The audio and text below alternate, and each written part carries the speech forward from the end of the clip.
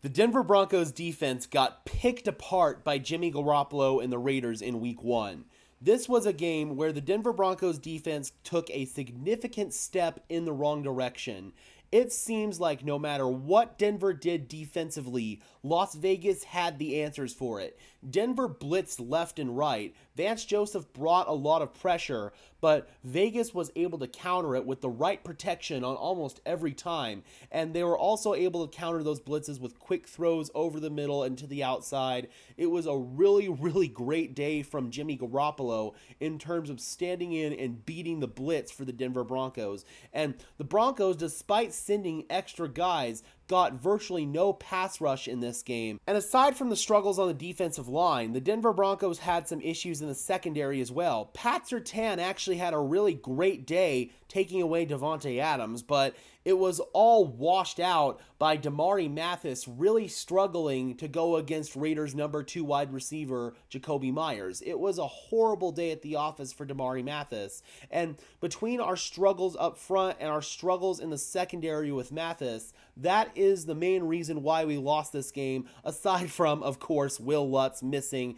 the field goal and the extra point to cost us 4 points in this game. But without further ado, guys, let's just go ahead and get into the film and talk about some of the struggles that the Denver Broncos had against the Las Vegas Raiders offense. So with Josh McDaniels' offense, it is very predicated on pre-snap reads and pre-snap motions to try to get the defense to declare what their coverage is, and then the quarterback can make adjustments after that. So this is going to be a perfect example of it here, where the Raiders are going to bring Jakobi Meyers in motion here on 3rd down and 7 to the right side of the field. He motions from the slot.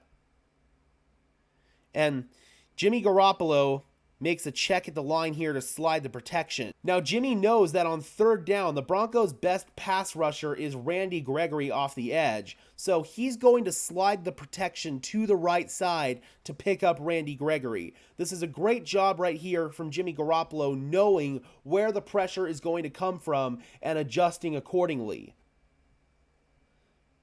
So you see right here, Jimmy takes the snap, and initially the right guard right here is going to appear to double team Jonathan Harris, but later in the progression, you see Jimmy has all the time in the world to go through his reads. One-on-one, Zach Allen is losing his rep right here to the left guard, and then Frank Clark, he's trying to spin out of this move from the left tackle Colton Miller, but Miller's not buying it whatsoever.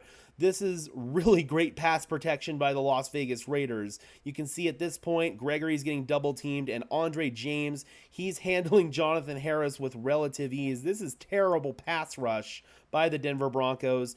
Jimmy Garoppolo has all the time in the world to go through his reads. He wants to eventually come to the flat right here, but it's covered by Alex Singleton on 3rd down. But what Jimmy eventually sees is, look at all this green grass right here in front of him. He can leak out the back door right here and pick up a 1st down with his legs. And right there, Jonathan Harris tries to tackle him, but absolutely fails. Frank Clark gets him. And then Justin Simmons, this is unnecessary. He comes in late. Frank Clark already has Jimmy Garoppolo wrapped up. Now, I understand this is a bang-bang play right here from Simmons, but you can't lead with the crown of your helmet like he did. That's going to get called 10 times out of 10. Jimmy Garoppolo shaken up on that play. Thankfully, he was all right after that. But this is just a really poor play by the Broncos' front 7, not being able to generate any pressure whatsoever on Jimmy Garoppolo. I mean, look at this. He's got time to set up a campsite back there and eventually sees that wide open green grass. That's just too easy for Jimmy Garoppolo. He's going to take that, and he's not the most mobile quarterback in the world, but credit to him, extends and kind of puts his body out on the line right there. And then with Simmons, I know some will say that's not a penalty, but referees are going to call that 10 times out of 10. That's definitely a penalty. This is going to be the first touchdown of the game for the Raiders, and this is one of many plays where Jakobi Meyers gave Damari Mathis fits. He's going to be matched up right here with him one-on-one on the bottom of the screen. Now, he's going to be running a goal line fade here, but with the route that Meyers runs, you see at this point, he's kind of showing a little bit of a step that he's going to break to the inside. It's a pretty decent job for the most part by Damari Mathis staying disciplined. Now, he knows that if Myers were to break inside, he's got some help right here from Alex Singleton, and he's got safety help over the top. But if Myers were to break to the outside and go upfield on the fade right here, he's got no help. It's going to be mano-a-mano and basically on an island right there for Damari Mathis. And that's exactly what happens. And right here, Mathis is in a very vulnerable position for a back shoulder goal line fade. Up front for the Denver Broncos, the pass rush has no time to get any penetration. The ball's already out of Jimmy Garoppolo's hands. And this is just a perfectly timed back shoulder fade right here from Jimmy Garoppolo to Jakobi Meyers. And for Damari Mathis, that's just a tough play that's really, really hard to defend. A perfect throw and a perfect catch are sometimes a lot harder to defend than good coverage. And it's not bad coverage at all there by Damari Mathis. But again, that's just a perfectly timed throw between Jimmy Garoppolo and Jakobi Meyers. And you can tell that this is something they had been working on for quite a while, because Jakobi Meyers turns his shoulder the exact moment that the ball gets there. That's perfect timing on that back shoulder fade. But that's just a tough play right there for Damari Mathis, where there's not really a whole lot you can do in that situation. It's tough. This was one of many plays where Jakobi Meyers just kind of took Damari Mathis to school, and this one results in the Raiders going up by 7 points on their opening drive. It was an extended drive that took 5.5 minutes off the clock and results in 7 points for the Raiders on this beautifully timed back shoulder fade to Jakobi Meyers. So this is going to be one where it's all kinds of bad for the Denver Broncos, and this is also going to be one where Jimmy Garoppolo does a really good job of getting the Raiders in the right play based on what Denver is doing defensively. So you'll see right here, the Raiders are using a silent snap count. So Jimmy Garoppolo will lift his leg right there, and then the center will do a little head bob.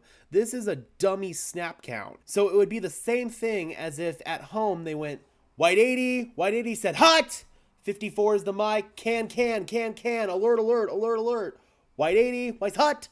That would be the exact same thing right there with that dummy snap count. What you're trying to do is get the defense to declare what they are doing so you can make adjustments pre-snap. And that's exactly what is going to happen here. You see that dummy snap count gets Denver to show their coverage. Essane Bassey is going to be firing off the edge, and then K-Jack is going to be coming down here to cover Hunter Renfrow out of the slot. So now Jimmy Garoppolo knows what Denver's defensive play call is, and so he's going to come up here, tap his helmet, alert. He's changing the play.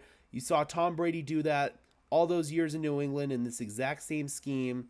Identifies the Mike linebacker to direct the protection, because once you identify the Mike linebacker, that tells everybody else who to block. That's why you'll always hear teams saying 54 is the Mike, 49 is the Mike, 47 is the Mike, so on and so forth. It helps direct the protection. So you see here, Jimmy Garoppolo now takes the snap. And despite this pressure from Denver, it's still completely failing to get home. That's a great job by Josh Jacobs right there in pass protection. So with Jimmy Garoppolo, he knows that with the blitz, he's going to have a one-on-one matchup on the outside, Damari Mathis versus Jakobi Meyers. And he figures Damari Mathis had some trouble with Jakobi Meyers on a back shoulder fade previously. Why not try it again?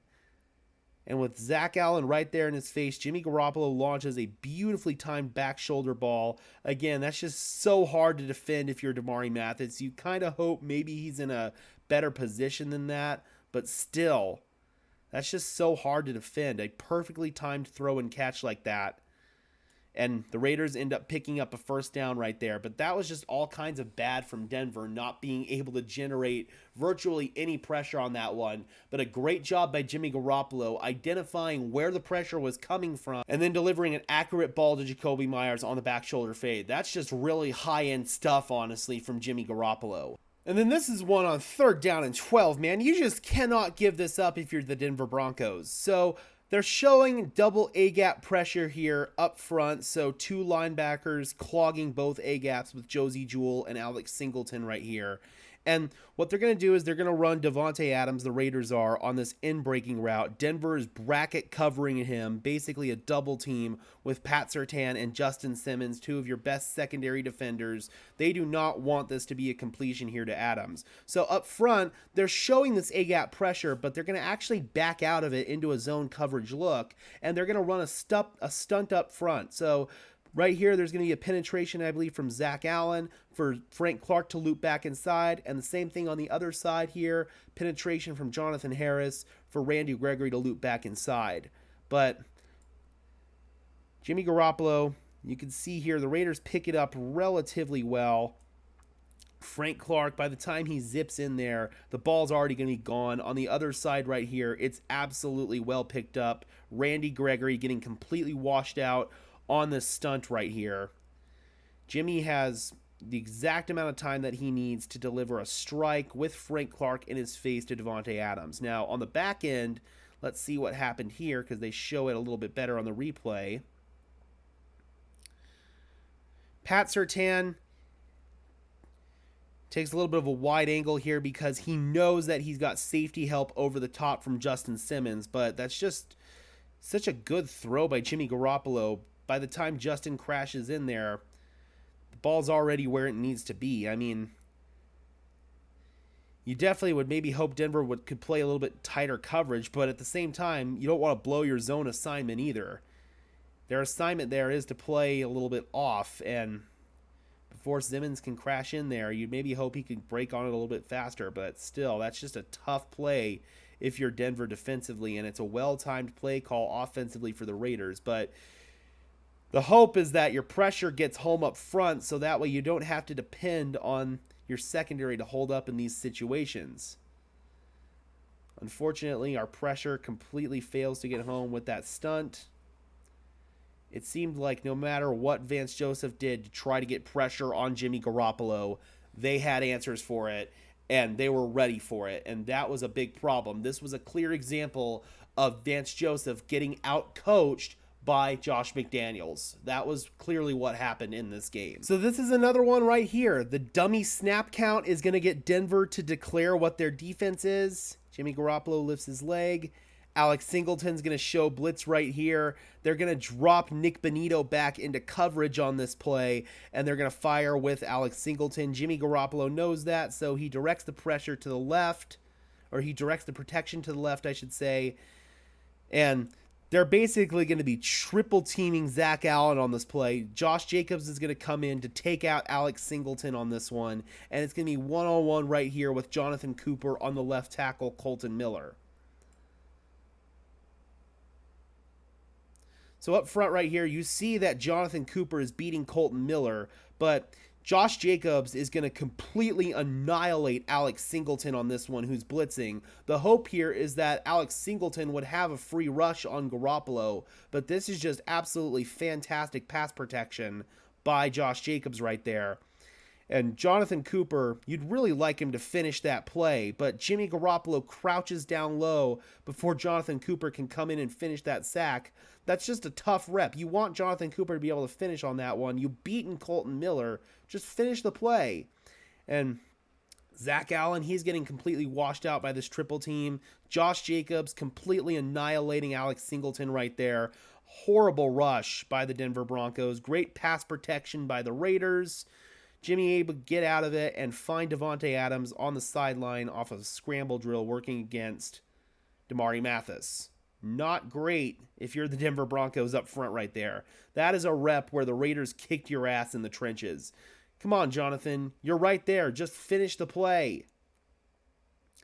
Instead, Jimmy is Houdini, looking like freaking Patrick Mahomes out there, gets out of the pocket and finds Davante Adams on the sideline. That is just elite. And with Davante Adams, he was used to doing that kind of stuff with Aaron Rodgers for all that time in Green Bay. So you know this kind of scramble drill mentality comes natural to him. Great job by Davante getting open. But again, Denver got their ass kicked up front on that rep. We got another one here, man, where Vance Joseph trying to bring some pressure here. Essane Bassie with the nickel pressure. But Denver just cannot get home on these. Look at this right here. You could definitely argue that's a little bit of a hold on Frank Clark right there by the right tackle. But he's getting washed out. Zach Allen's getting double teamed. I don't know what the hell's going on up here with Mike Purcell and freaking John Harris. They're like basically bear hugging each other almost. And then you see Jimmy Garoppolo. He's got a free flyer in his face. That is the design of this blitz. So technically, the blitz did do what it was accomplished to do and get a free rusher in Jimmy's face. But Jimmy has the perfect answer for it. He stands in, knows he's going to take a hit, and delivers a perfect throw one-on-one on an in breaker, like a little deep over or something like that. Jakobi Meyers right there matched up on, you guessed it, Damari Mathis. Jimmy hangs in, delivers a strike, and on top of that, Usain Bassey hits him late, and the referees get him for a 15-yard personal foul roughing the passer penalty. And so that added on an additional 15 after this. So this is another one where no matter what Denver tried to do to scheme pressure, Vegas just had all the answers for it.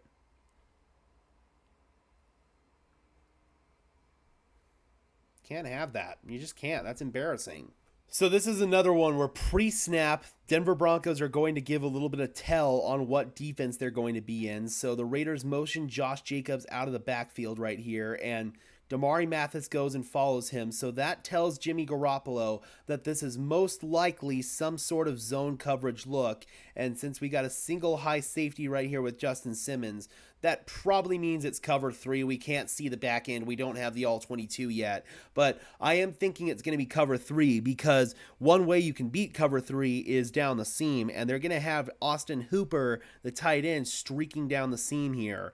And Jimmy Garoppolo, you can see Denver up front's finally going to get a little bit of pressure. Zach Allen's going to beat 66 to the inside right here, but Jimmy just hangs in, knows he's most likely going to either take a hit or possibly take a hit, and delivers right up the seam. Now, Justin Simmons, you can see right here, he knows this is coming all the way. He's reading it. He's thinking that at bare minimum, he's going to have a PBU. At best, he's going to have a pick right here. So Simmons is crashing in on this, but Austin Hooper just out-physicals him. And the ball does hit the ground, but it doesn't bobble. That's definitely a little questionable, but it did pass through the replay review because the ball didn't move. I remember they explained this on the broadcast. Looking at it from that angle, it definitely looks like the ball hit the ground and that it did move a little bit. So I don't know about that one. That could have probably gone down as an incomplete pass, but it was a good job by Hooper there. Kind of out-physicaling Simmons and hanging on to it. That's questionable, though, when you look at it on second glance. It definitely is. Second and goal here, we've got Damari Mathis, Jakobi Meyers, top of the screen. It's going to be a slant route. It's a little bit hard to see. I know it's cut off, but we can see their feet, which is the most important thing right here. With Jakobi Meyers right here, he's got him flat-footed, Damari Mathis. He doesn't know what direction that Meyers is going to cut, inside or outside. You see Meyers eventually cuts inside. And right there, you can see that Mathis has his rear end to Meyers. That is a bad position for an in-breaking route to cover. So, right there, he gets that separation, Meyers does, and Jimmy puts it right on him. Alex Singleton realizes what's going on, tries to come in and stop it, but it's a great job by Meyers, lowering his shoulder and extending to get the touchdown. Another rough rep there from Damari Mathis. Got his hips turned, cannot have that. So that was ultimately the game-winning touchdown right there for the Raiders, and just another example of Damari Mathis just getting absolutely schooled by Jakobi Meyers. This is the play that Jakobi Meyers got injured on. I debated not showing it, but this is a critical turning point play in the game, so I figured I kind of had to. But I just hope Jakobi Meyers is okay because it was a very scary looking injury. But let's go ahead and talk about what happened here. It's going to be off coverage right here. Jakobi Meyers versus Usain Bassey. Meyers is going to run a little short motion inside and just going to run a slant route right here. Kareem Jackson's going to be defending on the safety play, on the safety right here, playing the deep field. Myers takes his little motion right there, runs the slant. Jimmy puts it right on him. Now, you can see at this point that Kareem Jackson's getting ready to close in to make this play. He wants to protect that first down line. He doesn't want to let Myers get there. So Kareem Jackson, if we look at it really closely here, he turns and lowers his shoulder, it appears. They call the helmet to helmet on this, but if you look at it from this angle, it's bang bang. Referees are never going to see this in real time, but it looks like he's lowering his shoulder right here. And then Jakobi Meyers, it almost looks like he's bracing himself for the hit and almost lowers his helmet a little bit to prepare for it. And it just looks like in real time it's helmet to helmet. And technically it is. It's going to get called as helmet to helmet, but I don't think there was any malicious intent right there. I don't think K-Jack meant to lead with his helmet. It was just kind of bang, bang, bang, bang again. He was trying to lower his shoulder and levels out Jakobi Meyers. I just hope that he's okay. It ended up being a 15-yard personal foul penalty, and it basically put the Raiders in position to run out the clock. Denver was going to get the ball back after this. Denver was going to have a chance to go downfield and potentially score a game-winning field goal, but this penalty right here is ultimately what ended up basically being one of two big kill shots for the Denver Broncos. That and then this play. So this one we actually have the all 22 angle of. It's going to be the last play of the game right here. We go ahead and roll it. Denver's going to bring 6 guys with pressure, and we still cannot get home. Josh Jacobs picking up the pressure from Alex Singleton. The offensive line is completely sealing the pocket right there. They bring both linebackers, Josie Jewell and Alex Singleton, and we still can't get home. Randy Gregory tries to twist to the inside. That's terrible.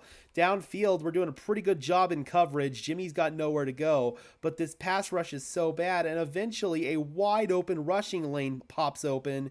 Jimmy G has proven that he's going to take those when he's got them. Nobody downfield to count for Jimmy Garoppolo. Alex Singleton's the best one there, and he's got his back turned to Garoppolo at this point. So advantage Jimmy G.